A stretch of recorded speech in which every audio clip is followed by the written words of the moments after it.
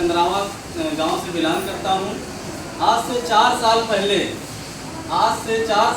हमने YTM की शुरुआत की और YTM की शुरुआत करने से पहले मैं लखनऊ में रहता था और लखनऊ में तैयारी करता था अपनी नेचुरोपैथी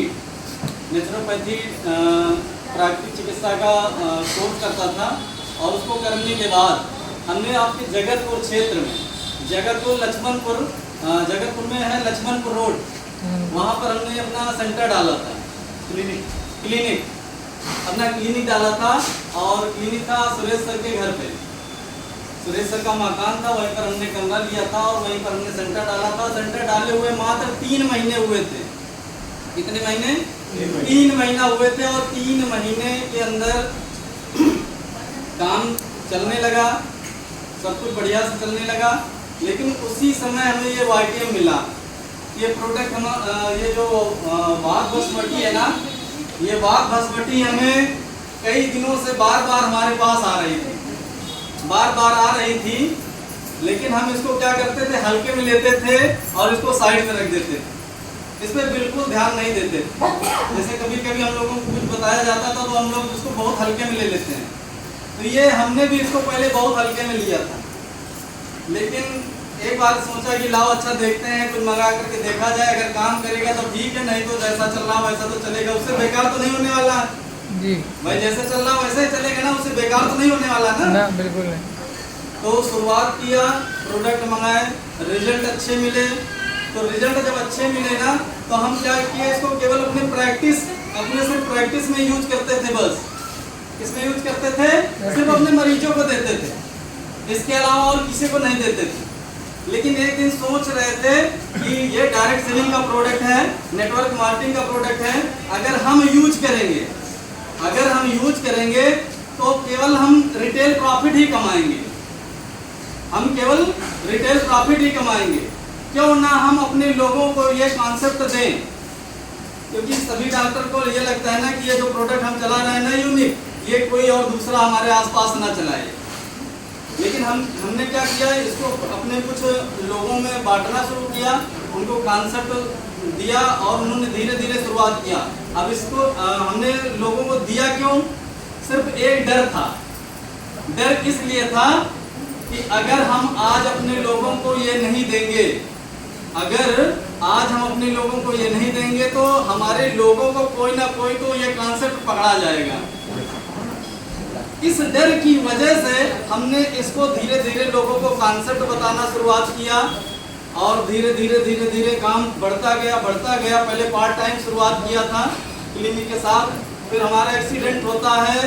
हमने 30 अगस्त 2021 को शुरुआत किया था।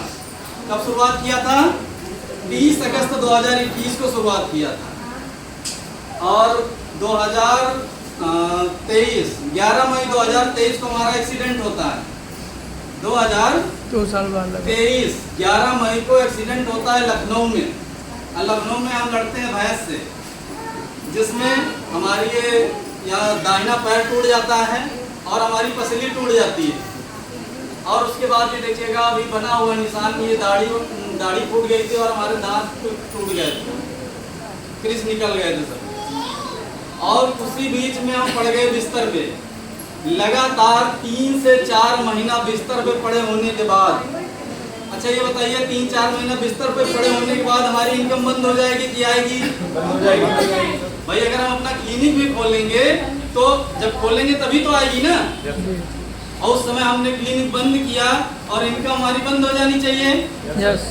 लेकिन हमने YTM को शुरुआत किया था इसलिए हर महीने, जिस महीने हमारा एक्सीडेंट हुआ था ना, उस महीने जो हमारी उसके पहले महीने इनकम आई थी 16,000। कितनी आई थी? 16,000। लेकिन जिस महीने एक्सीडेंट हुआ था उस महीने आई थी 26,000, 29,000 अगले महीने। इसी तरह कुल मिलाकर के 3-4 महीने के बीच में 2.5 से 3 लाख रुपए। एक महीना ऐसा आया जिस महीने में 2,19,000 की भी इनकम हुई थी हमारी। तो ये मतलब तब से ये लगा कि जब हम बिस्तर पर पड़े होने के बाद हमारी इनकम हो सकती है और बिना किसी से मिले हो सकती है। तो सोच के देखिएगा करना चाहिए कि नहीं करना चाहिए। तब से हमने क्लिनिक पर ध्यान देना बंद कर दिया और फुल टाइम वाईटीएम करना शुरुआत किया। और लोग कहते हैं ना कि हमारे पास ये नहीं है वो नहीं है। जब हमने शुरुआत किया था बहुत ज़्यादा अच्छी कंडीशन नहीं थी, घर में केवल एक साइकिल थी, सर जी ने बताया है और अभी बताते हैं और कहानी। तो जिस समय हमने शुरुआत किया था घर में केवल एक साइकिल थी, वो भी पापा लिए रहते थे और हम क्या है पैदल आते जाते थे या तो साधन का उपयोग करते थे। ठीक है, साधन का उपयोग करते थे। और उस समय जब हमने शुरुआत किया था तो बीच में जब हमने सर जी को सर जी हमारी मत, क्योंकि शुरुआत में जब हम शुरुआत करते हैं तो जानते हैं कि प्लान देना तो आता नहीं है, तो हम लोग किसका सहारा लेते हैं? अपलाइन का सहारा लेते हैं ना। तो अपलाइन का हमने भी सहारा लिया। तो हमारे जो ग्रेट अपलाइन है मिस्टर प्रमोद सर, और वो जब हाथरस से आते थे, जैसे वो रायबरेली से हम लोग कभी कभी लखनऊ से जब आते थे, लखनऊ से ऊंचार में एक रात में ट्रेन आती है। रात में ट्रेन आती है ना, एक 1-1:30 बजे आती है जी। 1-1:30 बजे घर में, अब एक दिन हो जाए 2 दिन हो जाए, अगर रेगुलर अगर ये कहानी हो तो भाई अगर रोज रोज हम किसको बुलाएंगे, भैया चले आओ हमको ले जाओ, थोड़ा सा अपने में आप में संकोच लगने लगा। तो ऐसा कई बार हुआ है कि हम और सर जी पैदल अपने यहाँ ऊंचाहार रेलवे स्टेशन से कंदरावा 4 किलोमीटर है, तो हम लोग क्या है ना 4 किलोमीटर रेगुलर पैदल गए हैं रात में। और कई बार ऐसा हुआ कि पुलिस वाले भी पूछ पड़े कि आप लोग कहाँ से आ रहे हैं, कैसे आ रहे हैं। तो हमने उनको जब वो पूरा बैग चेक करते थे तो उसमें दवाएं पड़ी रहती थी, फिर कहते थे जाओ ये जाइए। तो ये कहानी चलती रही और धीरे धीरे काम करते गए। काम करने के साथ साथ देश कई जगह घूमने का मौका भी मिला, है ना। और पैसा लगभग यहाँ से हम 19 लाख प्लस की इनकम ले चुके हैं। और पैसे के साथ साथ बहुत कुछ मिल रहा है। तो बीच में और भी कंडीशन कुछ गड़बड़ हुई है, वो कहानी क्योंकि अभी नेक्स्ट टाइम बताएंगे जब अपना सेलिब्रेशन होने वाला है, डायमंड सेलिब्रेशन में पूरी कहानी बताएंगे। तो आज की वाणी को अपने यहीं पर विराम करते हैं। जय हिंद, जय भारत।